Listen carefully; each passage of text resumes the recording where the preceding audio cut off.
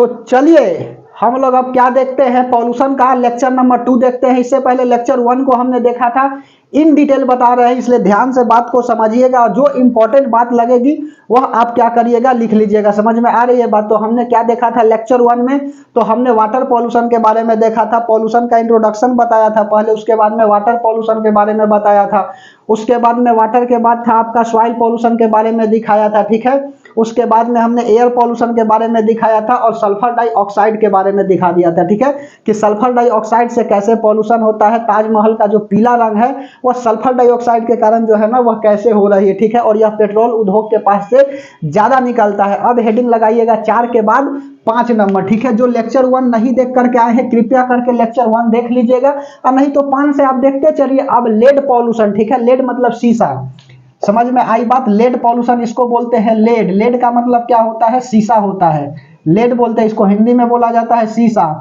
ठीक है, शीशा। लेड पॉल्यूशन, लेड पॉल्यूशन क्या होता है तो ध्यान से समझिएगा, शीशा से प्रदूषण कैसे होते हैं। तो सुनो, बहुत सारे मटेरियल जैसे खाने योग्य हो, मैगी वगैरह हो गया, इसमें शीशा मिले होते हैं। अब कहिएगा कि शीशा मिले होते हैं तो हम लोग शीशा थोड़ी खा रहे हैं, ठीक है। तो शीशा मेरे दोस्त मिला होता है, लेकिन नैनो पार्टिकल के रूप में मिला होता है। नैनो पार्टिकल का मतलब होता है आपका एक नैनो पार्टिकल में 10⁻⁹ बता रहे हैं, ध्यान से समझिएगा। जैसे कि यहाँ पर देखो यह मार्कल है और इस मार्कल को 10⁻⁹ में डिवाइड कर देंगे तो एकदम जो है ना बालू के कण से भी यह छोटा हो जाएगा नैनो पार्टिकल। समझ में आई बात? तो इस रूप में क्या होता है आपका लेड मिला होता है मैगी में। समझ में आई बात? तो यह से प्रदूषण कैसे होगा से ध्यान से समझिएगा लेड पॉल्यूशन के बारे में, ठीक है।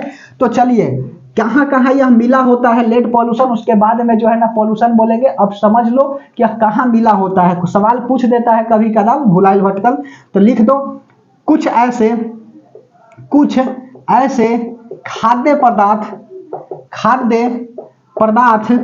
में पीबी मिलाया जाता है, ठीक है, पीबी मिलाया जाता है। पीबी बोले तो आपका शीशा, एग्जाम्पल में लिख लीजिए मैगी। लेकिन कैसे मिलाया जाता है जी? तो यह नैनो पार्टिकल के रूप में मिलाया जाता है, ठीक है। नैनो पार्टिकल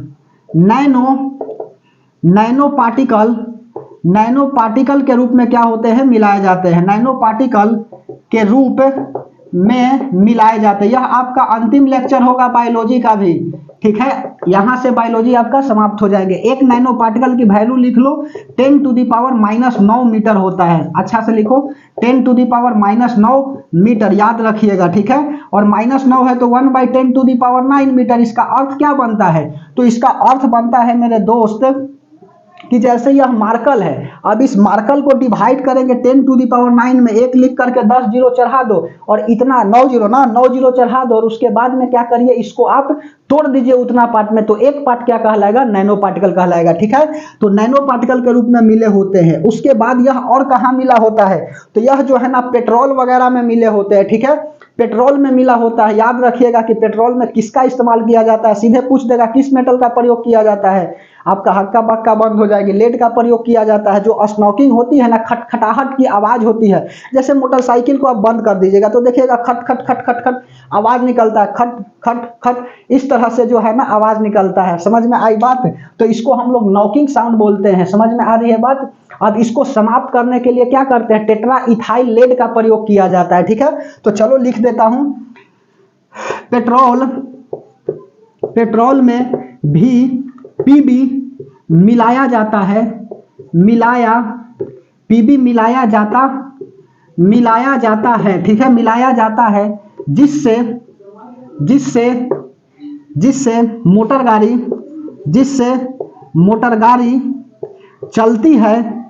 जिससे मोटर गाड़ी चलती है तो खटखटाहट, ठीक है, खटखटाहट की आवाज होती है, टकाटक खटाखट, ठीक है। यह एक नारा था जी, अभी लोकसभा चुनाव 18वीं जो हुआ है ना, खटाखट टकाटक, समझ में नहीं आया कि क्या था, ठीक है। तो मोटर गाड़ी चलती है तो खटाखट, स्नॉकिंग इसको बोला जाता है, स्नॉकिंग साउंड, ठीक है। खटाखट की आवाज आती है, खटाखट की आवाज आती है। समझ में आ रही है बात? अच्छा, पेट्रोल से क्यों गाड़ी चलती है? तो पेट्रोल को जैसे ही हम डालते हैं तो यह एनर्जी बना देता है, और एनर्जी बना देता है तो काइनेटिक मोशन करने लगती है गाड़ी। तो जब करना काइनेटिक मोशन करती है तो ध्यान से समझना, काइनेटिक मोशन करती है और गाड़ी को थोड़ा सा बंद कर दीजिए। मोटरसाइकिल को आप जनरली देखिएगा, ठीक है, तो खट खट खट आवाज निकलता है, तो इसी को हम लोग बोलते हैं स्नॉकिंग साउंड। और क्यों निकलता है? तो लेड के कारण निकलता है, ठीक है। अब इससे इंजन खराब ना हो तो इसमें क्या मिला दिया जाता है? तो इसमें मिलाया जाता है टेट्रा इथाइल लेड का प्रयोग किया जाता है। लिख लो, इंजन खराब ना हो, ठीक है, पीबी से बचाने के लिए, पीबी से बचाने के लिए या इंजन खराब से बचाने के लिए, ऐसे लिखो, इंजन की खराबी, इंजन की खराबी से बचाने के लिए, बचाने के लिए क्या मिलाया जाता है? तो बचाने के लिए tetra ethyl, tetra ethyl, tetra ethyl lead, ठीक है, टेट्रा इथाइल लेड का प्रयोग किया जाता है, टेट्रा इथाइल लेड का प्रयोग किया जाता है, ठीक है, टेट्रा इथाइल लेड का प्रयोग किया जाता है। अच्छा, उसके बाद में सीसा पॉल्यूशन, लेड पॉल्यूशन जो है ना, आदमी के किस अंग पर प्रभाव डालता है? तो आदमी के यह नर्वस सिस्टम पे प्रभाव डालता है, ठीक है। लिख लो, क्या लिखेगा? इंजन की खराबी से बचाने के लिए टेट्रा इथाइल का प्रयोग किया जाता है। मानव का, मानव का क्या करता है? तो मानव का जो है ना नर्वस सिस्टम पर यह प्रभाव डालता है। मानव के नर्वस तंत्रिका तंत्र, नर्वस सिस्टम, मानव के नर्वस सिस्टम पर लेड पीबी प्रभाव डालता है। लेड पॉल्यूशन, ऐसे लिखो, पीबी प्रदूषण प्रभाव डालता है, प्रभाव डालता है। और सांप का जहर भी इसी पर डालता है जी, ठीक है। सांप का जहर दो तरह के, यह सब पढ़ा दिए हैं। एक होता है आपका क्या? तो हेमोटॉक्सिन, और दूसरा होता है न्यूरोटॉक्सिन। न्यूरोटॉक्सिन नामक जहर वाले सांप यदि काट लेगा तो आपका शरीर पैरालाइसिस होने लगेगा धीरे धीरे, ठीक है। न्यूरॉन से जुड़ा हुआ है ना न्यूरोटॉक्सिन, और हेमोटॉक्सिन में ब्लड क्या होते हैं? जमने लगते हैं। तो इन डिटेल हमने बताया है कि सांप का जहर सीधा पूछता है सवाल कि आदमी के किस अंग पर प्रभाव डालता है? तो नर्वस सिस्टम, तंत्रिका तंत्र इसको बोलते हैं हिंदी में, इस पर प्रभाव डालता है। तो मानव के नर्वस सिस्टम पर पीवी प्रदूषण जो है ना वह प्रभाव डालता है। और नोट में और भी बात लिखना है तो यहाँ डाल करके लिख लो। क्या लिखिएगा? तो गाड़ी में जो है ना आज प्रदूषण से बचाने के लिए इसमें क्या मिलाया जाता है? तो जनरली यूरो 6 का प्रयोग किया जाता है, ठीक है। और यूरो 6 से पेट्रोल का प्रयोग किया जाता है, जिसमें होता क्या है ना, यह प्रदूषण से बचा लेता है। जनरली गाड़ी यह कितना 1 किलोमीटर चलती है तो 0.26 ग्राम जो है ना कार्बन मोनोऑक्साइड बनाती है, ठीक है। जनरली गाड़ी से धुआं जो निकलता है क्या होता है? कार्बन मोनोऑक्साइड होता है। तो जनरली किसका इस्तेमाल किया जाता है कार में? तो यूरो 6 का प्रयोग किया जाता है। लिख लो, नाउ अडेज में आजकल, आजकल सामान्यतः, लिखो, आजकल सामान्यतः, सामान्यतः यूरो 6 का प्रयोग कार में किया जाता है, प्रयोग गाड़ी में किया जाता है। सीधा लिखो, गाड़ी में किया जाता है। समझ में आई बात? किया जाता है। टेट्रा इथाइल लेड का भी प्रयोग करते हैं, लेकिन साथ साथ यह ज्यादातर जो है ना अभी जो है प्रयोग किया जा रहा है, यूरो 6 का प्रयोग किया जाता है। यूरो 6 के बारे में और लिखो। यूरो 6, यूरो 6 क्या है? तो यूरो 6 जो है ना 1 किलोमीटर चलने पर कितना देता है? 0.26 ग्राम जो है ना यह कार्बन मोनोऑक्साइड प्रोड्यूस करता है, ठीक है। प्रदूषण फैलाता है, बहुत कम मात्रा में फैलाता है जी, प्रदूषण फैलाता है। समझ में आई बात? 0.26 ग्राम जो है वह प्रदूषण फैलाता है। तो यूरो 6 क्या है? तो यूरो 6 जो है ना जनरली प्रदूषण से बचाने के लिए क्या होता है? इंजन में मिला दिया जाता है। समझ में आई बात? गाड़ी में मिलाया जाता है यह वाला कौन? तो यूरो 6 मिलाया जाता है। नहीं तो ऐसे तो टेट्रा इथाइल लेड का भी प्रयोग किया जाता है कि ताकि स्मोकिंग साउंड जो है ना वह प्रोड्यूस नहीं हो। समझ में आई बात? उसके बाद में अगला लिख लीजिए 5 के बाद 6 नंबर क्लोरोफ्लोरोकार्बन, ठीक है, ओजोन वाला, ठीक है। चलिए मिटा दे, चलो 5 के बाद 6। समझ में आ रही है? लेड के बारे में जो भी सवाल बनता है उसको लपेट दिया, जो भी सवाल जिससे बनेगा प्रदूषण में उसको लपेट लेंगे, ठीक है। यहां से यदि प्रदूषण पूछ दिया चाहे जिसका भी एग्जाम हो तो इससे बाहर नहीं जाएगा, यह वादा है, ठीक है।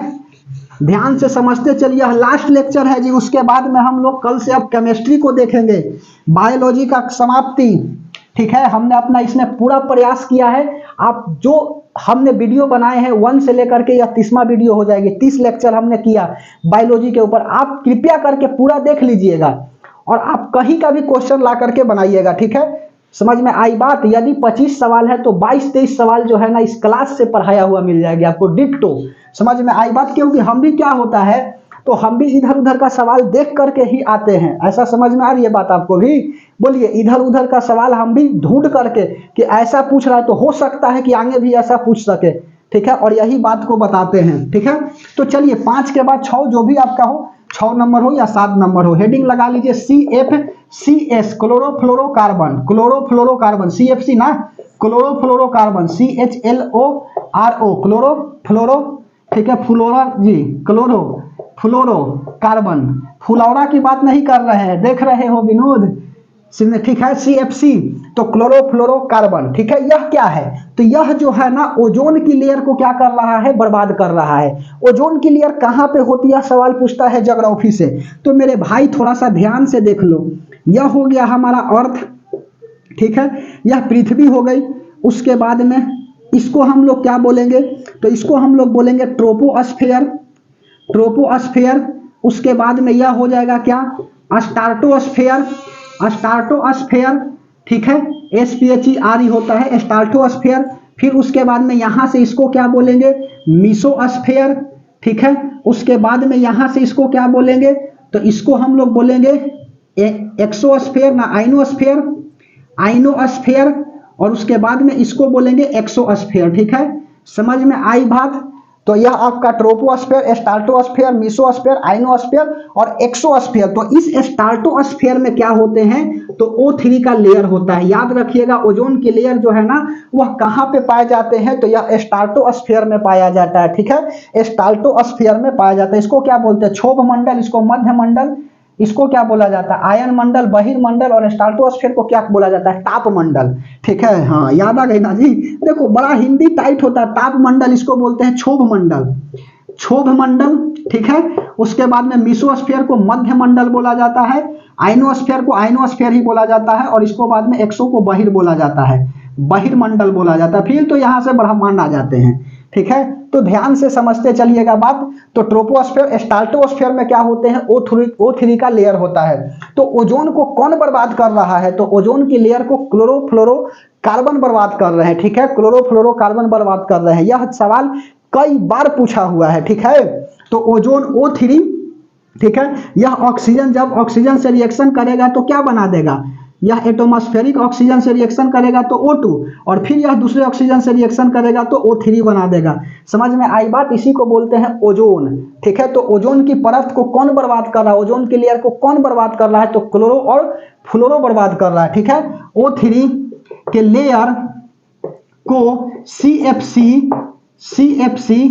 बर्बाद कर रहा है, ठीक है, कर रहा है। बगल में यह डाल करके ऐसे नोट में लिख दीजिएगा ऐसे छोटा छोटा करके कि ताकि आपको भी समझ में। एक बार सवाल यहां से पूछा था कि ओजोन की लेयर जो है ना वह किस स्फीयर में पाया जाता है तो स्ट्राटोस्फीयर में पाए जाते हैं, ठीक है। यह बात याद रखिएगा। ऐसे तो ज्योग्राफी में हम बताएंगे ही जी, ठीक है। उसके बाद में ध्यान से समझिए, O3 के लेयर को CFC बर्बाद कर रहा है। इसके अलावा जो है ना सुनो, O3 को बर्बाद कर रहा है तो और पूछता है कि यदि CFC कभी ऑप्शन में नहीं देता है तो क्लोरीन और फ्लोरीन करके दे देता है, ठीक है। क्लोरीन और फ्लोरीन जो है ना, फ्लोरीन नहीं, क्लोरीन और फ्लोरीन जो है ना, फ्लोरीन, ठीक है, यह दोनों बर्बाद कर रहा है, क्लोरीन एवं फ्लोरीन, ठीक है। क्लोरीन एवं फ्लोरीन ऐसे लिखो, फ्लोरीन, क्लोरीन एवं फ्लोरीन, CHLORIN, क्लोरीन और उसके बाद में फ्लोरीन, ठीक है। तो क्लोरीन हो गया एवं फ्लोरीन O3 को प्रभावित कर रहे हैं, प्रभावित कर रहे हैं। अब सुनो बात को, यहां पर CFC क्लोरोफ्लोरोकार्बन हो गया, क्लोरीन एवं फ्लोरीन भी क्या कर रहा है, O3 को प्रभावित कर रहा है। कौन कौन कहता है कि O3 मतलब ओजोन की लेयर में छेद है, ओजोन की लेयर में छेद नहीं है, ठीक है। जनरली ओजोन का क्या होता है, पतला हो जाना, लेयर पतला हो जाना जो है ना, कहा जाता है कि ओजोन में छेद हो गई। इस लेयर को डाब्सन में मापा जाता है, यह भी सवाल पूछा हुआ है जी, ठीक है। तो ओजोन का लेयर O3 का परत O3 के परत ऐसे लिखो, O3 के परत का पतला होना क्या कहलाता है, O3 के परत का पतला होना, O3 के परत का पतला होना क्या कहलाता है आपका, तो ओजोन परत की क्षति कहलाती है। ठीक है, O3 के परत का पतला होना, ठीक है, O3 के परत का पतला होना ओजोन क्षति कहलाता है, ओजोन क्षति कहलाता है। ठीक है, कहलाता है। और ओजोन की परत को किसमें नापा जाता है, तो O3 के परत को जो है ना, O3 के परत को डाबसन में मापा जाता है, डाबसन। ठीक है, डाबसन में मापा जाता है, यह याद रखिएगा मेरे दोस्त। ठीक है, O3 के लेयर को किस में मापा जाता है, तो डाबसन में मापा जाता है। ठीक है, उसके बाद में तीसरा बात लिखिएगा कि जो ऊपर से लाइट आती है, ठीक है, तो अल्ट्रावायलेट रे होती है, पराबैंगनी किरण, यह भी क्या करता है, O3 को प्रभावित करता है तथा साथ साथ जो है ना यह स्किन कैंसर को बना देता है। ठीक है, तो O3 लेयर करता क्या है ना, O3 लेयर इसी से बचा लेता है, पराबैंगनी किरणें से। ठीक है, तो नोट में यह इंपॉर्टेंट बात डाल करके समझ लीजिएगा कि पराबैंगनी किरणें, पराबैंगनी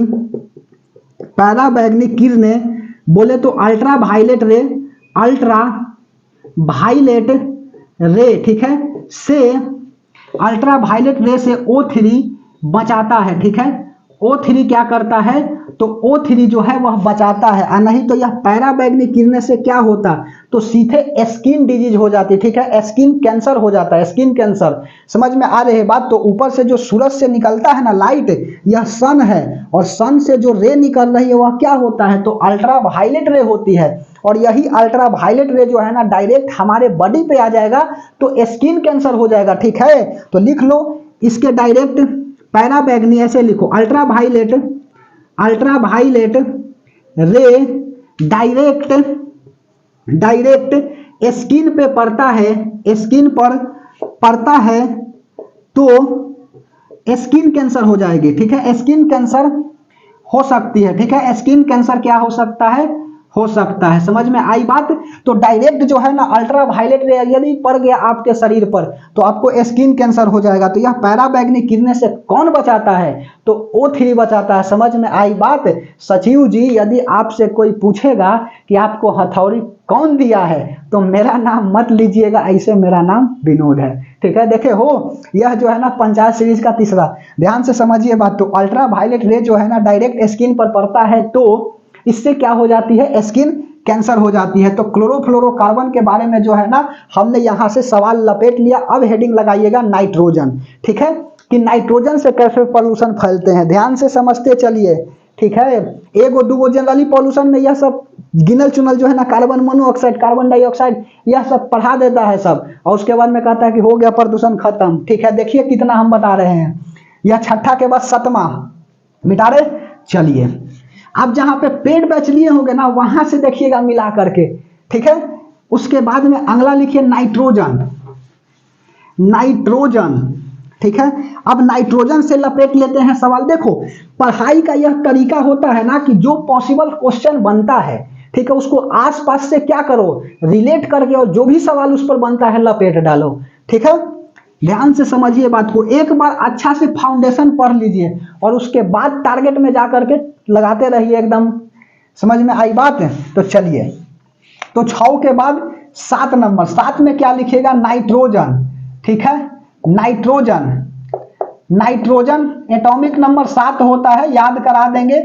एटॉमिक नंबर याद कराना कौन बड़ी बात है, बच्चों का खेल है। Hydrogen, helium, lithium, beryllium, boron, carbon, nitrogen, oxygen, fluorine, neon, sodium, magnesium, aluminium, silicon, phosphorus, sulphur, chlorine, argon, potassium, calcium, scandium, rubidium, chromium, manganese, cobalt, iron, nickel. यह जो है ना एकदम आराम से क्या करेंगे, याद करा देंगे पीरियोडिक टेबल को। हमने 27-28 तक बोल दिया जी, ध्यान से समझिए। टोटल 118 एलिमेंट है। ठीक है, केमिस्ट्री कल से बताएंगे।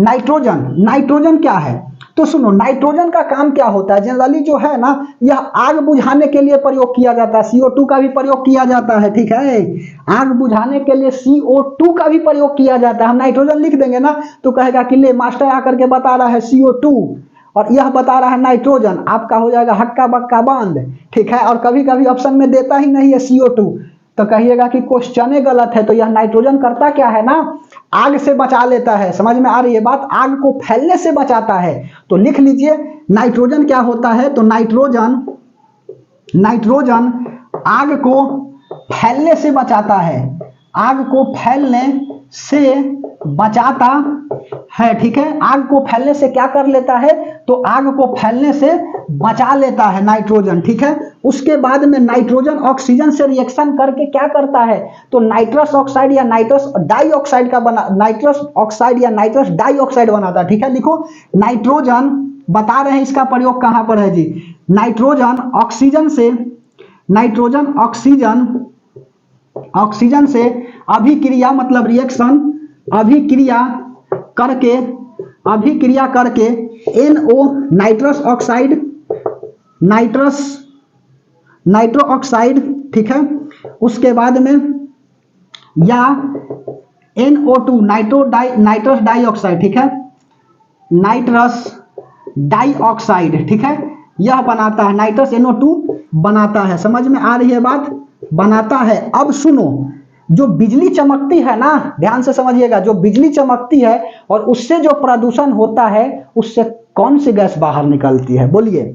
तो उससे जो है ना NO नाइट्रस ऑक्साइड, नाइट्रो लिखा गया जी, नाइट्रस ऑक्साइड जो है ना यह बाहर निकलता है, ठीक है। तो जो बिजली चमकती है और प्रदूषण होता है, लाइटनिंग, बिजली चमकना, ध्यान से समझिएगा बात को। ऐसे फिजिक्स में हम लाइटनिंग के बारे में बताएंगे, ठीक है, कि कैसे लाइटनिंग होता है। समझ में आ रही है बात। 65 मीटर जब हम ऊपर जाते हैं पृथ्वी से ना, तो 1 डिग्री टेम्परेचर जो है ना वह घट जाता है। और यदि इवोपरेशन जो है ना, इवोपरेशन अलग होता है, बॉइलिंग अलग होती है, ठीक है। यदि 25 डिग्री 27 डिग्री सेल्सियस पर हुआ है इवोपरेशन, तो सपोज करो कि मेरे भाई यदि 10 किलोमीटर ऊपर चल गया तो पानी तो बर्फ जम जाएगा और आपस में टकराएगा, तो 2 चार्ज बनेंगे, एक पॉजिटिव चार्ज बनेगा और एक नेगेटिव चार्ज बनेगा, ठीक है। तो नेगेटिव चार्ज नीचे आ जाएंगे और पॉजिटिव चार्ज ऊपर चला जाएगा। तो नेगेटिव चार्ज जब नीचे आएगा ना, तो वह आसपास के पॉजिटिव चार्ज को ढूंढेगा और जहां से पॉजिटिव चार्ज मिलेगा वहीं पर बिजली गिर जाएगी। जनरली पेड़ के ऊपर पत्तियां आपस में रब करते हैं, जिससे इलेक्ट्रॉन का ट्रांसफर होता है और यही इलेक्ट्रॉन प्रोटॉन से मिलकर के क्या करता है, बिजली गिरा देता है, ठीक है। बिजली गिर गई। फिजिक्स में पढ़ाएंगे लाइटनिंग के बारे में, ठीक है। तो जो लाइटनिंग होता है ना, बिजली चमकती है, तो बिजली चमकती है तो उससे कौन सा बाहर निकलता है गैस, तो NO नाइट्रस ऑक्साइड बाहर निकलता है। समझ में आ रही है बात। तो लिख लो आकाशवाणी बिजली, आकाशवाणी बिजली इसको बोलते हैं लाइटनिंग से NO नाइट्रस ऑक्साइड गैस बाहर निकलती है,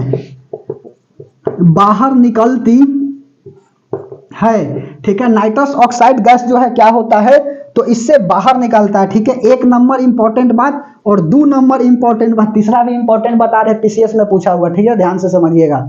अब यहां पर हो गया, वायुयान चलती है तो उससे भी धुआं निकलते हैं। तो जो उससे धुआं निकलते हैं ना, तो बताइए वह धुआं जो है ना कौन सा गैस होता है, ठीक है। धुआं भी है तो गैस है, उससे कौन सा निकलता है गैस, तो नाइट्रस डाइऑक्साइड बाहर निकलता है। तो लिख लो वायुयान की धुआं क्या होता है, वायुयान की धुआं फॉग क्या होता है, तो NO2 होता है, NO2 होता है, नाइट्रस डाइऑक्साइड होता है। यहां तो लिखवे कि इसीलिए NO2 लिख दिया डायरेक्ट। वायुयान से ऐसे कहा लिखा गया, वायुयान की धुआं, ठीक है, या वायुयान से जो प्रदूषण फैलता है उससे जो धुआं निकलती हुआ क्या होता है, NO2 होता है, नाइट्रस डाइऑक्साइड होते। वायुयान की धुआं NO2 होता है। और उसके बाद में अगला लिख लीजिए कि यही NO2 ओजोन से रिएक्शन कर लेगा O3 से, क्योंकि वायुयान भी यही उड़ता है मेरे भाई मेरे दोस्त। यह अर्थ हो गया, उसके बाद में यहाँ पर ट्रोपोस्फेयर और यहाँ पर हो गया स्ट्राटोस्फेयर। तो जितने हवाई जहाज है ना, तो इसी में उड़ता है, जबकि हेलीकॉप्टर इसमें चलता है, ठीक है, ध्यान से समझिए। और यहाँ से जैसे ही ट्रोपोस्फेयर से स्ट्राटोस्फेयर में जाएगा ना, तो डिसबैलेंस हो जाती है, अचानक प्रेशर घट जाता है। तो जो हवाई जहाज में बैठा होगा ना, तो लगता है कि गया, ठीक है। ऐसा आप सुने होंगे, कमर दर्द करे लगता है जी, एयर बैग यहाँ पर ऐसे रहती है, आराम से आप हवा खा सकते हैं, ठीक है, वायुयान से। ऐसा नहीं कि खिड़की खोल दीजिएगा, लॉक हो जाती है, खुलेगा ही नहीं, डबल खिड़की होता है, ठीक है। तो ट्रोपोस्फेयर से स्ट्राटोस्फेयर में जाइएगा ना, तो क्या होता है, अचानक यहाँ से डिसबैलेंस हो जाती है जहाज, लगता है कि गया, ठीक है, लैंडिंग कर गया जी अपने आप, ठीक है। स्ट्राटोस्फेयर में जाता है तो क्यों हो जाता है ऐसा, क्योंकि प्रेशर अचानक कम हो जाता है और यहाँ पर एकदम बादल साफ रहते हैं। जो भी कोहरा वगैरह जो है ना, बादल बनता है, कभी बादल जो बरसे ना देखूं तुझे, जो भी हो, ठीक है। तो यहाँ पर बादल जो है ना ट्रोपोस्फेयर में ही रहता है और स्ट्राटोस्फीयर में क्या होते हैं, स्ट्राटोस्फीयर में हवाई जहाज उड़ते हैं, पक्षी वगैरह जो है ना आपका ट्रोपोस्फीयर में ही उड़ता है। ध्यान से समझते चलिए बात को, बोलो। तो यहाँ पर O3 भी है, स्ट्राटोस्फीयर में ओजोन की लेयर है, अभी जस्ट बताए हैं, यह ओजोन O3 से रिएक्शन कर लेगा NO2, तो क्या बनाएगा बताइए, यह पीसीएस में पूछा हुआ है जी, O3 और NO2 मिल जाएगा ना, तो यह बना देगा आपका पैन, प्रॉक्सिमल ऑक्सीटाइल नाइट्रेट बना देता है। ठीक है, लिख दें, चलो। इसलिए ध्यान से समझिएगा बात को, क्वेश्चन वह नहीं पूछता है जो आप जानते हैं, क्वेश्चन वह पूछता है ना जो आप नहीं जानते हैं। ठीक है, इसलिए ध्यान से समझिएगा, सपना सबकी साकार होगी, बस अब मेहनत करिए। ठीक है, यदि NO2 O3 यदि NO2 ओजोन बोले तो O3 से अभिक्रिया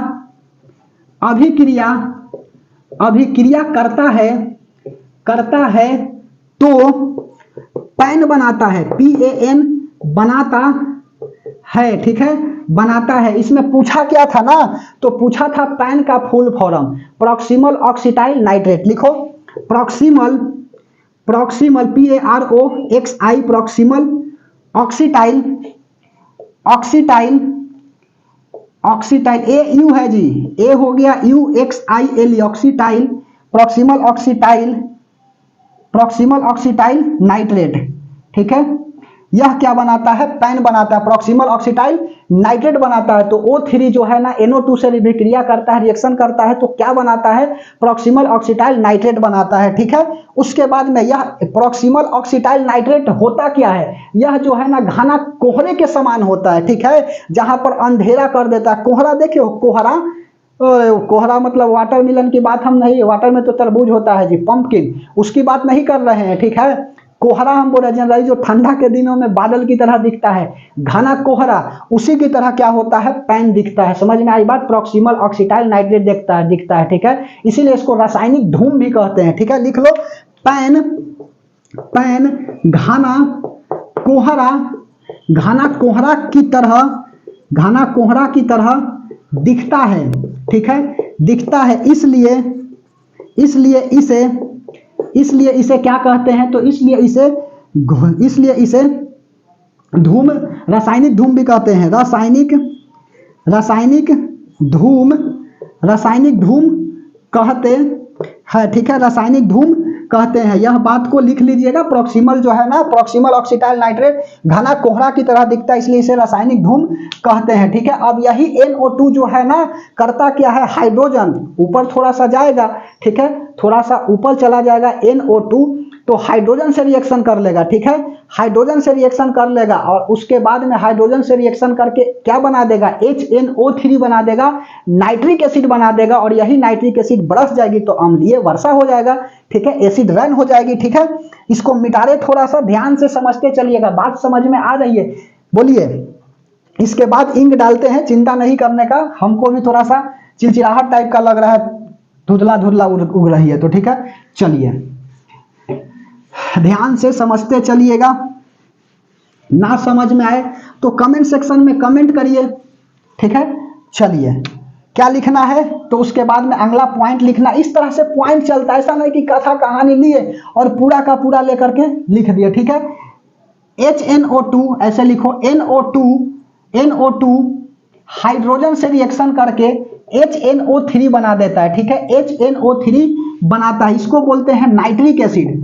नाइट्रिक एसिड क्या करता है, बनाता है, और यही जो है ना क्या हो जाते हैं, एसिड रेन हो जाता है, अम्लीय वर्षा इसको बोला जाता है, अम्लीय वर्षा। ठीक है, और अम्लीय वर्षा का मतलब क्या है, पीएच वैल्यू जो है ना इसका 7 से क्या हो जाएगा, तो पीएच वैल्यू जो है ना वह 7 से कम होगा। पीएच वैल्यू कितना होगा, less than, pH value less than 7। ठीक है, 7 से कम होगा पीएच वैल्यू, एसिड का पीएच वैल्यू 7 से कम होता है। समझ में आई बात। और यही जो है ना दूसरा लिख लो, सल्फर डाइऑक्साइड वाला बताए हैं ना, H2O के साथ रिएक्शन करेगा तो H2SO4 बना देगा। ध्यान से समझिए, यह सल्फ्यूरिक एसिड समझ में आ रही है बात। और यही क्या हो जाता है, आपका अम्लीय वर्षा हो जाती है, ठीक है। तो NO2 नाइट्रस डाइऑक्साइड यदि हाइड्रोजन से रिएक्शन करती है तो नाइट्रिक एसिड बना देता है, और यही नाइट्रिक एसिड यदि बरस जाती है तो अम्लीय वर्षा हो जाती है, जिससे पेड़ पौधों को क्या हो जाएगा, क्षति हो जाएगा। समझ में आई बात।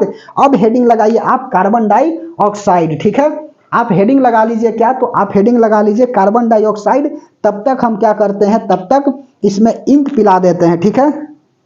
ध्यान से समझिएगा बात को, और नहीं समझ में आएगा तो निसंकोच क्या करिएगा, आप कमेंट करिएगा, रिप्लाई तो हम देंगे ही।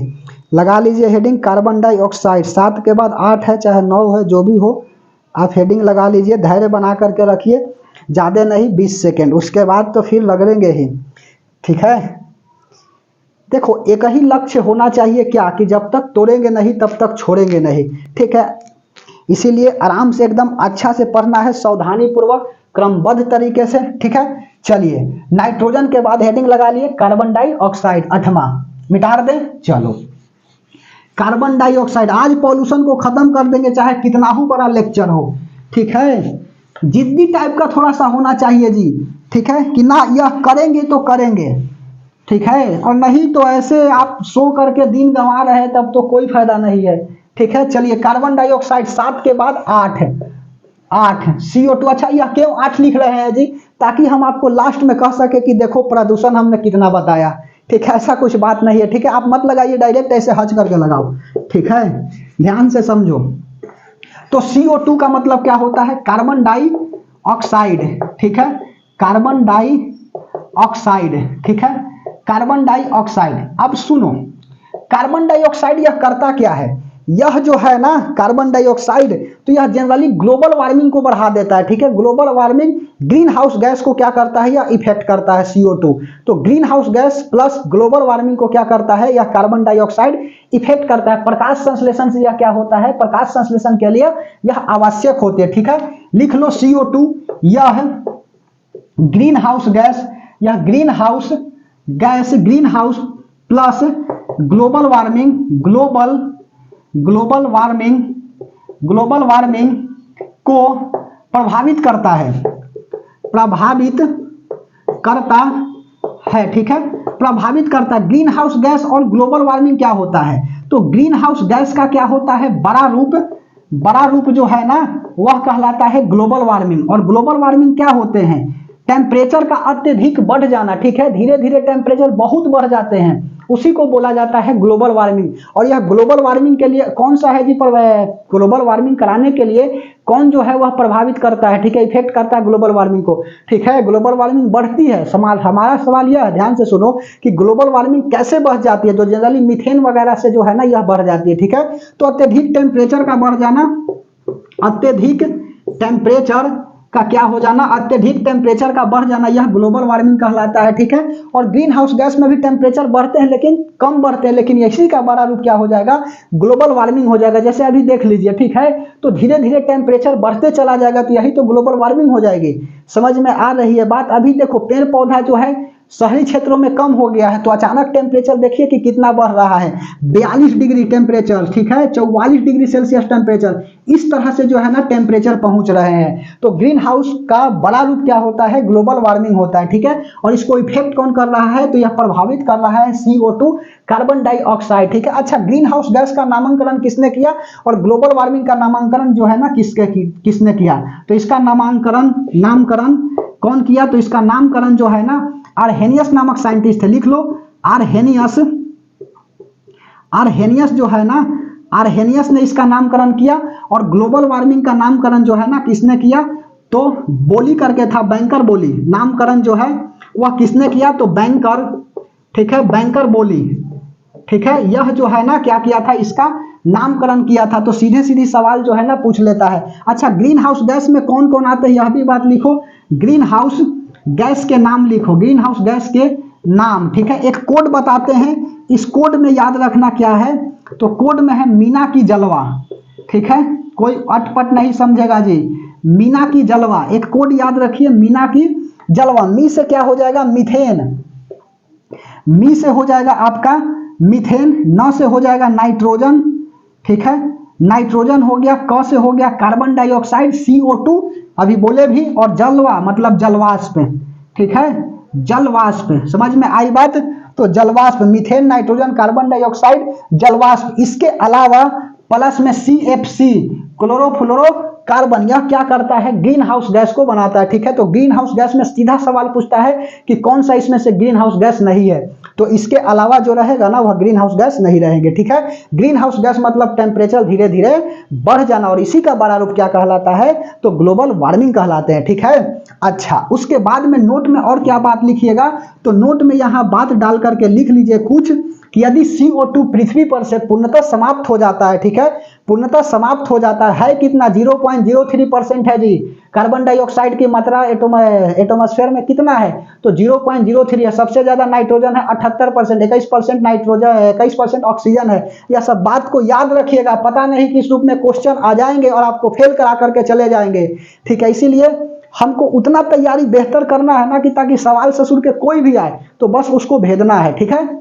समझ में आई बात, तो ध्यान से समझिएगा, ठीक है। क्या बोल रहे थे, यदि CO2 की मात्रा, यदि CO2 की मात्रा पृथ्वी पर से संपूर्ण समाप्त हो जाती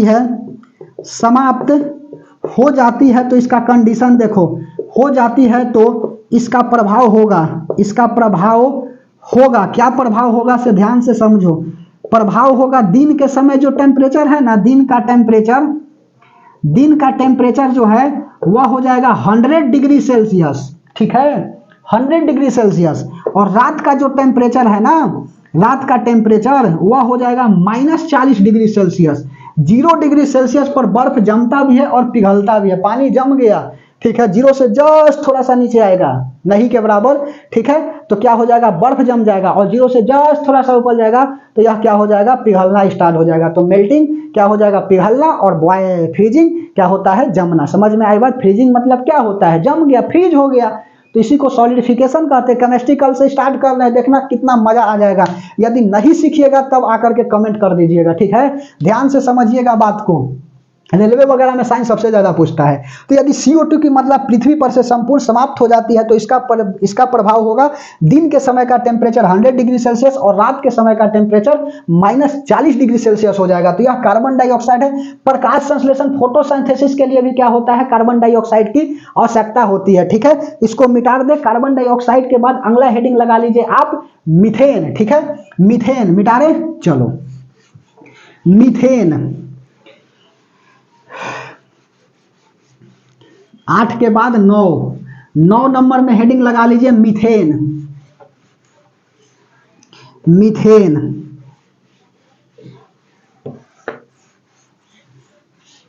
देखो मीथेन, अब मीथेन क्या है तो ध्यान से समझाते हैं, ठीक है।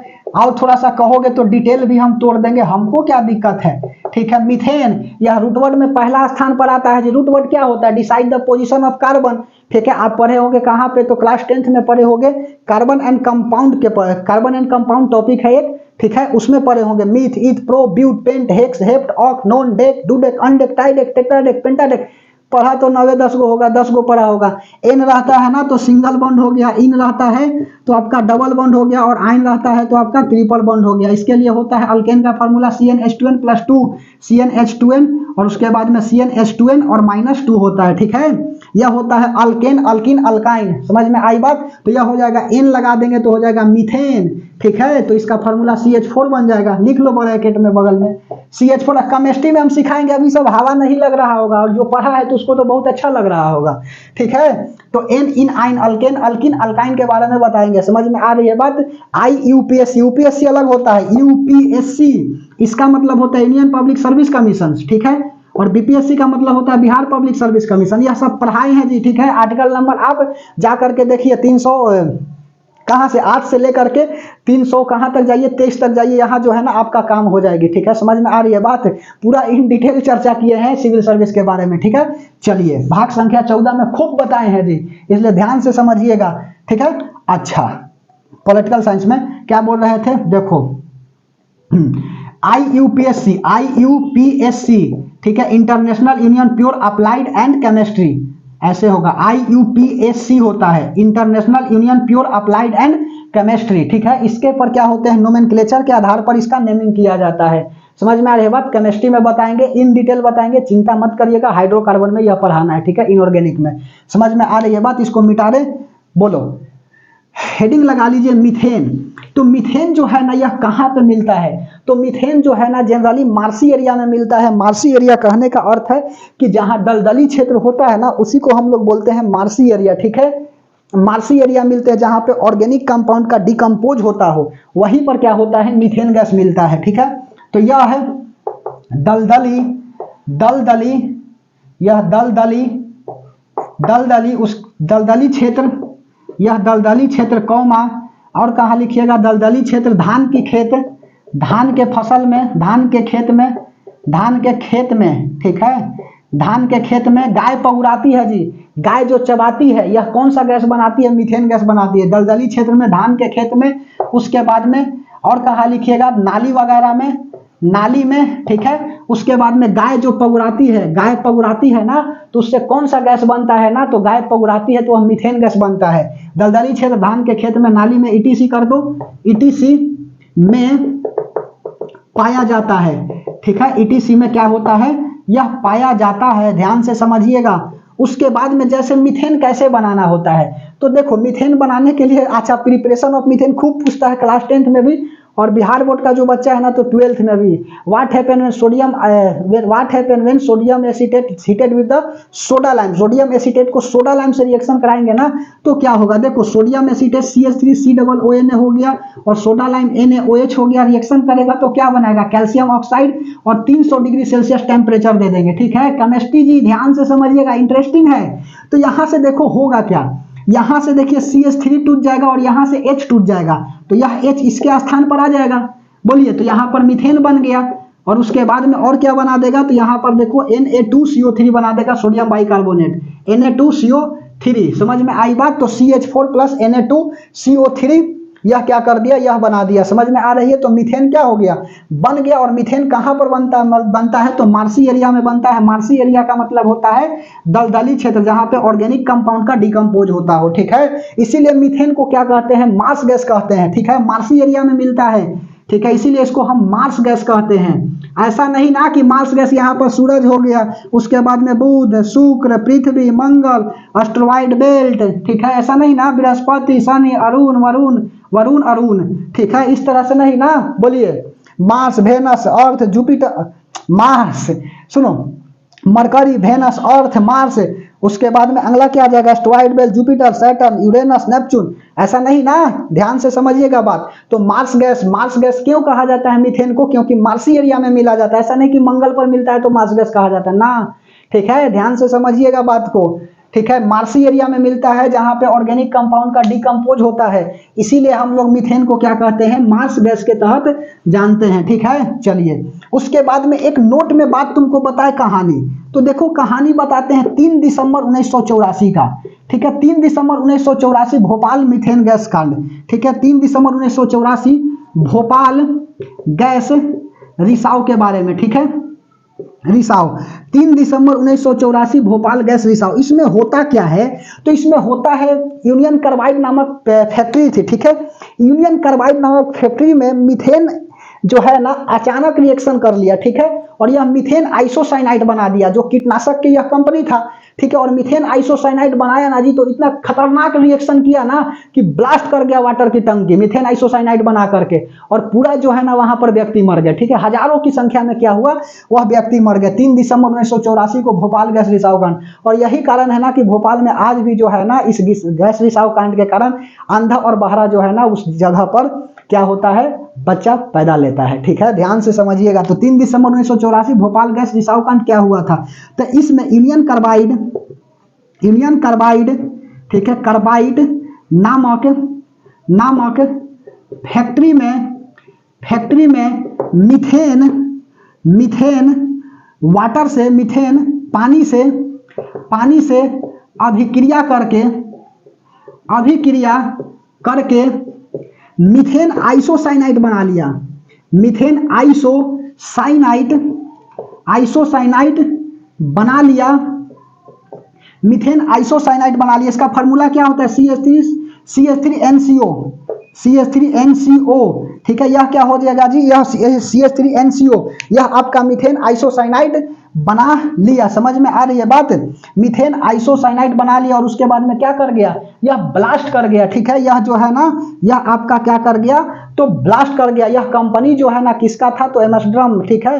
एमएसड्रम का जो खास एमएसड्रम करके व्यक्ति थे उसी का यह कंपनी था और 2014 में यह व्यक्ति मर गया। अभी तक इसका केस चलता है, ठीक है। यह कंपनी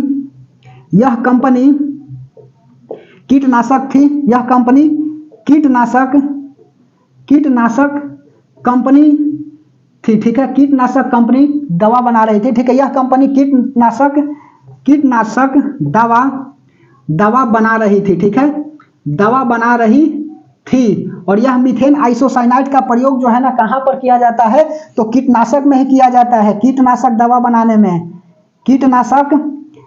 बनाने में क्या होता है? मीथेन आइसोसाइनाइड का प्रयोग किया जाता है। ध्यान से समझते चलो। CH3NCO मीथेन आइसोसाइनाइड का क्या होता है? प्रयोग किया जाता है। कंपनी किसका था? तो एमएसड्रम करके था, इसी का जो था यह कंपनी था। 2014 में मर गया और अभी तक इसका केस चलता है, ठीक है। तो यह 3 दिसंबर 1984 के भोपाल गैस रिसाव कांड के बारे में समझ में आई। अचानक जो है ना फैक्ट्री में क्या हो गया? ब्लास्ट हो गया जी। इंजीनियर ससुर के देखो हो था क्या कि यहाँ से इस तरह से लीकेज था।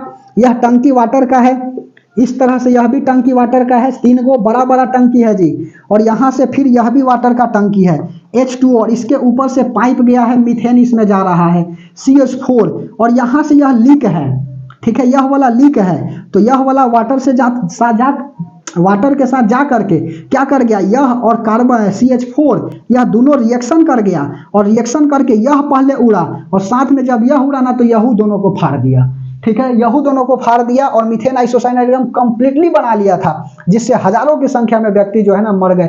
3 दिसंबर 1984 को जो रात को 12 बजे यह कांड हुआ था। समझ में आई बात? सुतले ढेर रह गई थी। समझ में आई बात? ढेर सुतले रह गया था इसमें। समझ में आई?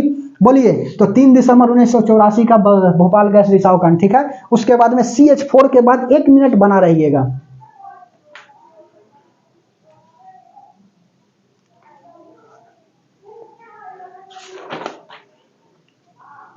देखने गए थे कि सब ठीक ठाक आ रही है कि नहीं, चिंता नहीं करना है, ठीक है। चलिए अगला हेडिंग लगा लीजिएगा। क्या? अगला हेडिंग लगा लीजिए ध्वनि प्रदूषण, ठीक है। ध्वनि प्रदूषण, ठीक है। मिटा रहे इसको।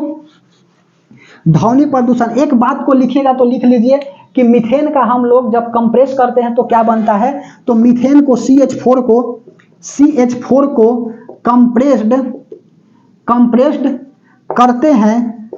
करते हैं तो CNG बनता है, कंप्रेस्ड नेचुरल गैस बन जाता है। कंप्रेस्ड नेचुरल गैस बनता है, ठीक है। कंप्रेस्ड नेचुरल गैस बनता है। समझ में आई बात? इसको मिटा दे, बोलिए, ठीक है। चलो अगला हेडिंग लगा लीजिए ध्वनि प्रदूषण। यह 9 के बाद 10, ठीक है। ध्वनि प्रदूषण क्या होता है? यह जब तक आपका साउंड है तभी तक यह प्रदूषण होगा, नॉइज पॉल्यूशन, ठीक है। 90 डेसिबल से ज्यादा जो है ना साउंड, यह कहलाता है आपका ध्वनि प्रदूषण। जनरली 80 भी ऑप्शन में देता है तो हम 80 भी लिख देते हैं, ठीक है। चलिए चिंता नहीं करना है, जो होगा देखा जाएगा। हेडिंग लगा लीजिए आप नॉइज पॉल्यूशन, टॉपिक 10, ठीक है। नॉइज पॉल्यूशन कहने का मतलब होता है क्या? साउंड पॉल्यूशन है। नॉइज पॉल्यूशन हल्ला, इसको क्या बोलते हैं? ध्वनि प्रदूषण, ठीक है। नॉइज लिखोगे कि साउंड लिखोगे? नॉइज का मतलब है होता हल्ला, साउंड पॉल्यूशन लिखो, ठीक है। साउंड पॉल्यूशन, ध्वनि प्रदूषण, ठीक है। ध्वनि प्रदूषण यह होता क्या है? जब तक आपका ध्वनि है तभी तक क्या होगा? आपका प्रदूषण यह फैलेगा। जब तक ध्वनि है तब तक, ध्वनि नहीं बोल रहे जी, ध्वनि साउंड है, ठीक है। जब तक ध्वनि है तब तक यह फैलता है, ठीक है, फैलता है। और 90 डेसिबल से 90 डेसिबल, डीबी को बोलते हैं डेसिबल, ठीक है। डेसिबल, ध्यान से समझिएगा बात की। साउंड को जो है ना वह फ्रीक्वेंसी किस में नापी जाती है? ध्यान से समझते चलो। तो साउंड की फ्रीक्वेंसी जो है ना वह हर्ट्ज में मापा जाता है, ठीक है। जबकि साउंड जो है ना किस में मापा जाता है? तो डेसिबल में मापा जाता है। ध्यान से समझो मेरे भाई मेरे दोस्त, साउंड की फ्रीक्वेंसी हर्ट्ज में मापी जाती है, जबकि साउंड को डेसिबल में मापा जाता है। ध्यान से समझिए बात, बोलिए। तो 90 डेसिबल नहीं तो 80 डेसिबल भी लिखता है, ठीक है। तो यह दोनों इससे आगे हो सकता है, ठीक है, इससे नीचे सुन सकते हैं। तो 90 डेसिबल या 80 डेसिबल से अधिक अधिक साउंड नॉइज पॉल्यूशन कहलाता है, ठीक है। नॉइज पॉल्यूशन या ध्वनि प्रदूषण कहलाता है, ठीक है। ध्वनि प्रदूषण कहलाता है, ठीक है। ध्वनि प्रदूषण कहलाता है, ठीक है। उसके बाद में 10 के बाद अगला लिखिए 11 विद्युत चुंबकीय प्रदूषण, ठीक है। विद्युत चुंबकीय प्रदूषण 11 विद्युत चुंबकीय प्रदूषण, ठीक है। विद्युत चुंबकीय प्रदूषण यह कैसे होता है? तो इलेक्ट्रोमैग्नेटिक वेव से जो है ना यह प्रदूषण फैलता है, ठीक है। इलेक्ट्रोमैग्नेटिक वेव के कारण जो है यह प्रदूषण फैलता है। जैसे कि मान के चलिए बिजली जहां बन रही है तो वेव तो निकलेगा ही, ठीक है। वेव निकलेगा तो यहाँ छोटे छोटे जो इंसेक्ट है ना इसको मार देंगे, तो इसको क्या बोलेंगे? विद्युत चुंबकीय प्रदूषण। इलेक्ट्रोमैग्नेटिक वेव से जो फैलता है ना उसको को हम लोग बोलते हैं विद्युत चुंबकीय प्रदूषण, ठीक है। यह है इलेक्ट्रोमैग्नेटिक वेव, ठीक है। EMW इलेक्ट्रो विद्युत चुंबकीय वेव के कारण फैलता है। यह मैग्नेटिक वेव से फैलता है, ठीक है। इलेक्ट्रोमैग्नेटिक वेव से फैलता है। इससे होता क्या है? तो इससे होता है आपका कि छोटे छोटे जो इंसेक्ट है ना वह मर जाते हैं। इससे छोटे छोटे जीव मर जाते हैं, ठीक है। जीव मर जाते हैं इलेक्ट्रोमैग्नेटिक वेव से, छोटे छोटे जीव जो है ना वह मर जाते हैं। उसके बाद में अगला हेडिंग लगाइए आप जैव प्रदूषण, ठीक है। जैव प्रदूषण, ठीक है। ध्यान से समझिएगा बात को। अच्छा एक बात यह भी लिखोगे नोट में, तो एक बात यह भी लिख लीजिए कि इलेक्ट्रोमैग्नेटिक वेव से हमको क्या असर पड़ता है, व्यक्ति को क्या असर पड़ता है? नर्वस सिस्टम प्रभावित होती है, ठीक है। तो लिखो इलेक्ट्रोमैग्नेटिक वेव EMW, ठीक है। इलेक्ट्रोमैग्नेटिक इंडक्शन अलग होती है, जबकि इलेक्ट्रोमैग्नेटिक वेव जो है ना अलग है। ध्यान से समझते चलो। तो इलेक्ट्रोमैग्नेटिक वेव इलेक्ट्रिक करंट के कारण जो वेव बनता है उसी को इलेक्ट्रोमैग्नेटिक वेव बोलते हैं, क्योंकि इलेक्ट्रिक करंट मैग्नेटिक फील्ड बनाता है स्टड के प्रिंसिपल से, ठीक है। ध्यान से समझिएगा बात। बायर सवार ने बोला था कि आइडियल sin θ/r² बनाता है। एम्पियर कहा कि जिस पॉइंट पर मैग्नेटिक फील्ड बनाना है उसको काटते हुए एक लोब बनाओ जो क्लोज BDL जो है ना वह μ0I इन साइड के बराबर होगा। यह क्लास 12 में पढ़े होंगे एम्पियर सर्क्यूटल लॉ। ध्यान से समझते चलिए बात को, ठीक है।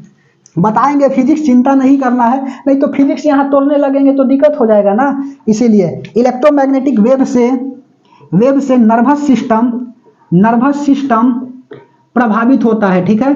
प्रभावित होता है, ठीक है। तो सांप का जहर नर्वस सिस्टम तंत्रिका तंत्र को प्रभावित करता है। उसके बाद में लेड तंत्रिका तंत्र को प्रभावित करता है। उसके बाद में EMW इलेक्ट्रोमैग्नेटिक वेव यह क्या करता है? तंत्रिका तंत्र को प्रभावित करता है। ऐसा नहीं कि BMW बहुते मोटी वाइफ, BMW बहुते मोटी वाइफ, ठीक है। यहाँ पर क्या EMW है, ठीक है। ध्यान से समझते चलो। 10 11 12 जैव प्रदूषण, ठीक है।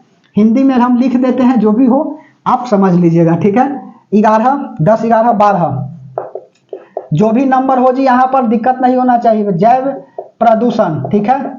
जैव प्रदूषण ध्यान से समझिएगा, ठीक है। चलो यह है क्या? वैसा प्रदूषण जो वायरस के द्वारा फैलता हो उसी को हम लोग क्या बोलते हैं? जैव प्रदूषण बोलते हैं, ठीक है। चलिए वैसा प्रदूषण जो जीवाणु के द्वारा फैलता हो, जीवाणु के द्वारा फैलता हो, ठीक है। फैलता हो उसी को क्या कहा जाता है? जैव प्रदूषण कहा जाता है, ठीक है। एंथ्रॉक्स याद रखिएगा जी। एंथ्रॉक्स नामक जीवाणु क्या करता है? तो एंथ्रॉक्स नामक जीवाणु सांस नली को बंद कर देता है। श्वास नली, एंथ्रॉक्स नामक जीवाणु श्वास नली को बंद कर देता है। श्वास नली को बंद कर देता है, जिससे व्यक्ति की दम घुटने से मृत्यु हो जाता है, ठीक है। दम घुटने से क्या हो जाता है? मृत्यु हो जाती है, ठीक है, मृत्यु हो जाती है। इसीलिए मंत्री वगैरह विधायक वगैरह के लिए आप जाइएगा ना कुछ ले करके, ठीक है, ले करके जाइएगा तो उसकी जांच होती है। प्रधानमंत्री हो गए चाहे मुख्यमंत्री हो गए, आप जैसे कि मान के चलिए आप दही जमा करके लगा कि संक्रांत का दिन है, मुख्यमंत्री जी तो हमारा अपन रिलेशन में ही है, क्या करते हैं दही ले जाते हैं, तो दही थोड़ी आपके मुख्यमंत्री जो है ना आपका खा लेंगे, कबो नहीं खाएंगे, ठीक है, क्योंकि मान के चलिए जी एंथ्रॉक्स उसमें मिलाया गया है, और नहीं तो उसके बाद में लेटर, ऐसे जैसे देखो लिखी जो खत तुझे, ठीक है, जहर वगैरह तो सीधे मिला दिया जाएगा दही में, ठीक है। एंथ्रॉक्स वाला में देखो क्या होता है, इसमें लेटर लिखा हुआ है, ठीक है, इस लेटर में किसी का नाम लिखा हुआ है, इसको लेकर के इसको डाला गया है बॉक्स में, ठीक है, इस तरह से इसको बॉक्स में डाल दिया गया है और मुख्यमंत्री जी के पास यह जाता है, तो मुख्यमंत्री जी डायरेक्ट खोल करके थोड़ी पढ़ेंगे, इसमें एंथ्रॉक्स डाला हुआ है जी, ठीक है, अब जैसे ही ऐसे खोल करके पढ़ेंगे जीवाणु आएगा इसमें अंदर चला जाएगा और श्वास नली बंद हो जाएगी, मुख्यमंत्री जी ही चल जाएंगे। ध्यान से समझो बात को। तो यह जो है ना ऐसा लिखा जाता है, तो यह जो है पहले चेक होगा, समझ में आई बात, यह चेक होगा और तब जाकर के मुख्यमंत्री जी को यह बात बताई जाएगी, ऐसा थोड़ी है कि बता दिया जाएगा, किसी मंत्री से जाकर के मिलिएगा, ठीक है, तब पता चलेगा, समझे बात। एंथ्रॉक्स नामक जीवाणु श्वास नली को बंद कर देता है, जिससे व्यक्ति की दम घुटने से, छुटना लिखा गया जी, घा है, दम घुटने से मृत्यु हो जाती है। उसके बाद में 13 में क्या लिखिएगा, तो रासायनिक प्रदूषण, रासायनिक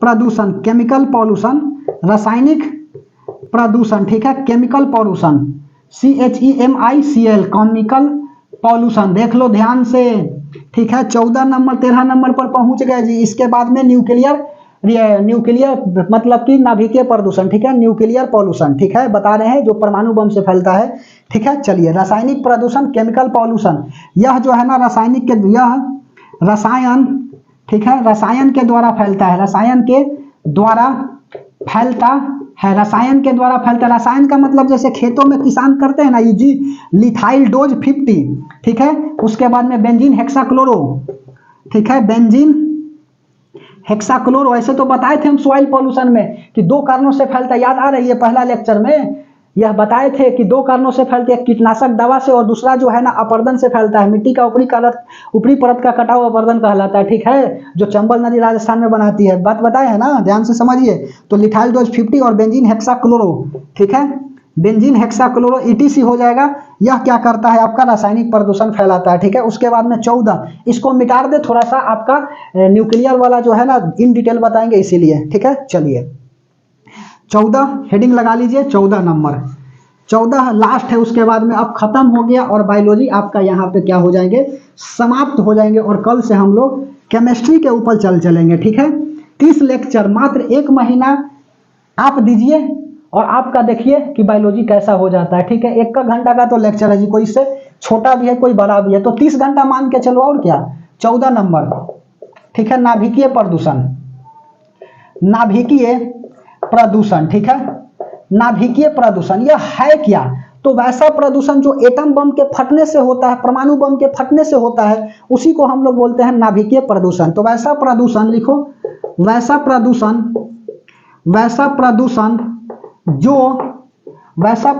जो परमाणु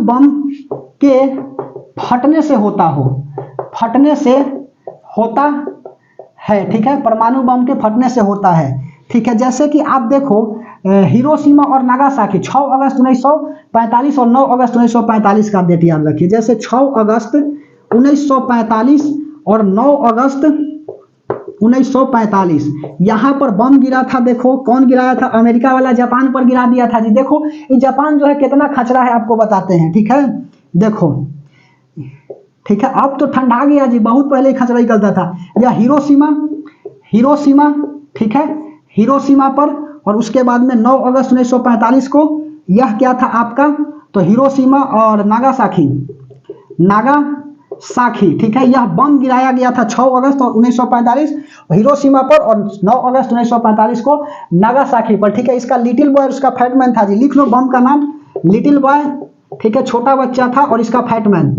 ठीक है, फैटमैन, समझ में आ रही है बात है। तो नागासाकी, हिरोशिमा और नागासाकी पर बम गिराए गए थे। यह किया क्या ना था जी। तो देखो अमेरिका क्या रहता था, इसके होकाइडो पर रहता था। होकाइडो द्वीप पर अमेरिका की सेना रहती थी, ठीक है। और होकाइडो पर अमेरिका की सेना रहती थी ना। होकाइडो द्वीप आइलैंड जो है ना जापान में पड़ता है, ध्यान से समझिएगा बात को। हॉन्शू होकाइडो यह जो है ना, तो यहाँ पर क्या था, यह जापान में इसकी सेना रहती थी अमेरिका का, ठीक है। अब जापान वाला सोचा ना कि तो हमको कब्जा कर लेगा, अचानक बिना सोचे हुए यह बम मार दिया। इसका 3000 सैनिक जो है ना, ठीक है, अमेरिका का मर गया। अब अमेरिका वाला कह रहा ना कि अब जो है ना, अब तुमको से हम बदला लेंगे, ठीक है। जापान वाला बेचारा मन बढ़ाइले था, लेकर के 9 अगस्त 1945 को और 6 अगस्त 1945 और 9 अगस्त 1945 को पहला परमाणु बम मारा हिरोशिमा पर। हम बताएंगे कहाँ पर, जब जियोग्राफी पढ़ाएंगे ना, वर्ल्ड जियोग्राफी, तो उसमें बताएंगे, ठीक है। तो हिरोशिमा पर क्या किया, बम मार दिया अमेरिका वाला। और नागासाकी पर 3 दिन बाद, तो इसको जैसे ही बम पड़ा ना 6 अगस्त 1945 को, तो जापान वाला कहा कि बम है, कुछ है, ये तो प्रदूषण है, ठीक है। और परमाणु बम मतलब प्रदूषण होता ही है, ध्यान से समझिएगा बात को। 9 अगस्त 1945 को फिर मार दिया, लेकिन इसके 2-3 दिन बाद जो है ना, यह प्रदूषण फैलने लगा। और प्रदूषण जब फैलने लगा ना, तो परमाणु बम का जो धुआं निकलता है, ठीक है, परमाणु बम का जो धुआं निकलता है, जिसको हम लोग बोलते हैं नाभिकीय आपतन, ठीक है। अब यह जाने लगा फेफड़ा में, तो व्यक्ति क्या हो गया, धीरे धीरे अपने आप मरने लगा। समझ में आई बात। उसके बाद जो है ना, कहा कि अब जो है ना गलती हम नहीं करेंगे, ठीक है। आज के बाद जो है ना हम ऐसा करेंगे और ना किसी पर ऐसा बम वगैरह जो है हम मारेंगे,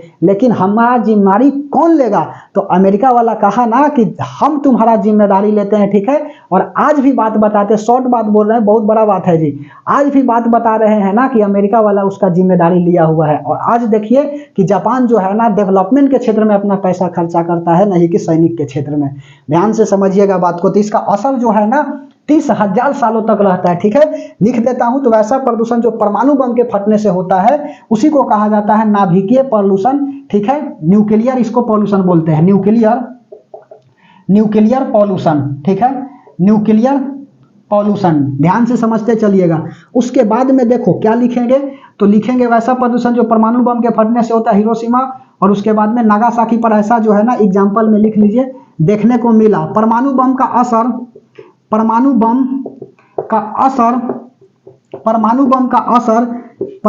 का असर 30,000 वर्ष तक रहता है, ठीक है। 30,000 वर्ष तक रहता है, ठीक है। और उसके बाद में एक और घटना घटित हुआ जी, नोट में बात डाल करके लिख लो। परमाणु संयंत्र जो है ना, एक यहाँ पर चार्नोबियल दुर्घटना हो गया। चार्नोबियल दुर्घटना हो गया 1986 में, 84 बोल रहे हैं। और एक आपका यूक्रेन वाला हो गया, यूक्रेन 2011 में, ठीक है। यहाँ पर अचानक जो है ना परमाणु बम जो है वहाँ फट गया। चार्नोबियल 1986 और यूक्रेन जो है 2011 में। यह सब भी क्या कर रहा था, परमाणु बम पर अपना रिएक्शन कर रहा था। इसका तो बिजली घर में लग गया जी, ठीक है। तो बिजली में क्या होता है, परमाणु बम में यूरेनियम का प्रयोग किया जाता है। लिख लो, परमाणु बम में किसका प्रयोग किया जाता है, परमाणु बम में यूरेनियम का प्रयोग किया जाता है। यूरेनियम का प्रयोग किया जाता है, ठीक है, किया जाता है। कौन सा यूरेनियम जो, तो U-92 और यहाँ पर 235, ठीक है। इसका परमाणु बम का क्या होता है, परमाणु बम बनाने में यूरेनियम का प्रयोग किया जाता है। यह बहुत ही महंगा होता है जी, कॉस्टली होता है, ठीक है। तो परमाणु बम का मतलब क्या होता है, तो परमाणु बम का मतलब होता है ना कि जहां फटेगा वहां तो जनरली ब्लास्ट होगी तो आवाज तो करेगा ही, लेकिन एक तरह की क्या होती है, प्रदूषण होती है परमाणु बम। और उसके बाद में फटने के बाद जरूरी नहीं है कि यहाँ फटा तो यहीं पर असर करेगा, ठीक है। जहां इसको लेकर के चला जाएगा ना हवा, वहां पर क्या करेगा, यह असर फैला देगा। और 30,000 वर्षों तक इसका असर जो है ना देखने को मिलती है, ठीक है। तो परमाणु बम से जब फटने से धुआं निकलती है उसको क्या बोलते हैं, तो उसको नाभिकीय आपतन बोलते हैं। और इसको कम करने के लिए बोरिक एसिड का प्रयोग किया जाता है, ठीक है। तो यहां पर लिख लीजिए 1 2 3 परमाणु बम के फटने से जो धुआं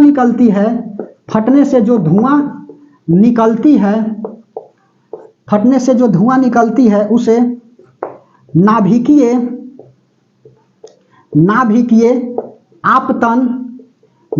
आपतन कहते हैं, ठीक है। और उसके बाद में तथा इसको इसको कम करने के लिए बोरिक एसिड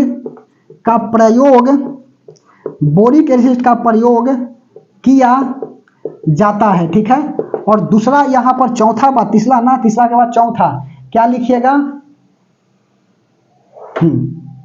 ध्यान से समझते चलो। चौथा में लिखिएगा कि परमाणु बम से बचने के लिए पोटेशियम आयोडाइड की टैबलेट ली जाती है। ठीक है, परमाणु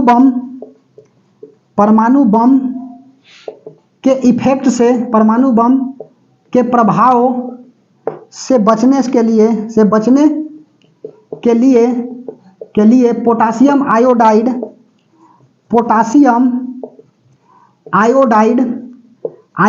की दवा लेते हैं। ठीक है, पोटेशियम आयोडाइड की दवा लेते हैं। ठीक है, क्या करते हैं तो पोटेशियम आयोडाइड की दवा लेते हैं, और यहाँ पे क्या हो जाता है तो यहाँ पर आपका समाप्त हो जाता है। ठीक है, समाप्त हो जाता है। एक और लिखोगे नोट में, रासायनिक वाला में छूट गया था, लिख लेना क्या, तो नोट में लिख लेना सेरीन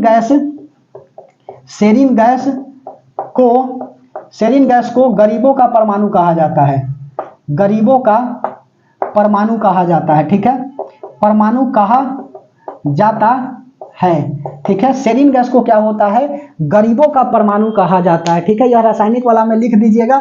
तो यहाँ पर क्या होता है, आपका प्रदूषण समाप्त हो जाते हैं। बोलिए, यह सब बात थोड़ा सा याद रखिएगा, नहीं तो ऐसे हम वर्ल्ड जियोग्राफी पढ़ाएंगे ना तो वहाँ तो बताएंगे ही। आप बताइए कि क्लास कैसा लगा, और यहाँ पर क्या हो जाते हैं, आपका बायोलॉजी ही समाप्त हो जाता है। ठीक है, यहाँ पे क्या होता है, बायोलॉजी समाप्त हो जाता है। अब हम लोग क्या करते हैं, तो अब हम लोग नेक्स्ट लेक्चर में मिलते हैं, बायोलॉजी के साथ नहीं, हम लोग नेक्स्ट लेक्चर में मिलते हैं केमिस्ट्री के साथ। ठीक है, तो यहाँ तक का सफर जो है ना, हम अपने तरफ से बेस्ट देने का प्रयास किए हैं। ठीक है, अब आपको कैसा लगता हो तो बात की बात है, जरूरी नहीं कि हम सबको क्या कर दे, खुश कर दे। ठीक है, तो अच्छा से पढ़ना है। ठीक है, मन लगा करके पढ़ना है। ये बार बार बोलते हैं कि यदि मंजिल पहाड़ है तो हम भी माजी है, जब तक तोड़ेंगे नहीं तब तक छोड़ेंगे नहीं। और आपको भी पता है ना कि गलत चीज़ों में समय बर्बाद नहीं करिएगा। मेरे भाई, मेरे दोस्त, ध्यान से बात को सुन लो। ठीक है, यदि आपको सपना पूरा करना है तो गलत चीज़ों में कभी भी आप समय बर्बाद मत करिएगा, और किसी के पीछे मत भागिएगा। ठीक है, नहीं तो आपका क्या हो जाएगी, समय बर्बाद हो जाएगी। पता है ना कि तू नहीं कोई और सही, कोई और नहीं कोई और सही, बहुत लंबी है जमीन मिलेगे लाख हंसी, इस जमाने में सनम तू अकेली तो नहीं। ठीक है, तो ऐसा नहीं कि उसके पीछे भागना है और अपना जीवन जो है बर्बाद कर देना है। तो ऐसा नहीं, मंजिल पहाड़ है तो हम भी माजी है, जब तक तोड़ेंगे नहीं तब तक छोड़ेंगे नहीं। यह एक लक्ष्य लेकर के चलना है। और नेक्स्ट क्लास में हम केमिस्ट्री के साथ मिलते हैं। बायोलॉजी का यहाँ पे अंत हो जाता है। तब तक के लिए धन्यवाद।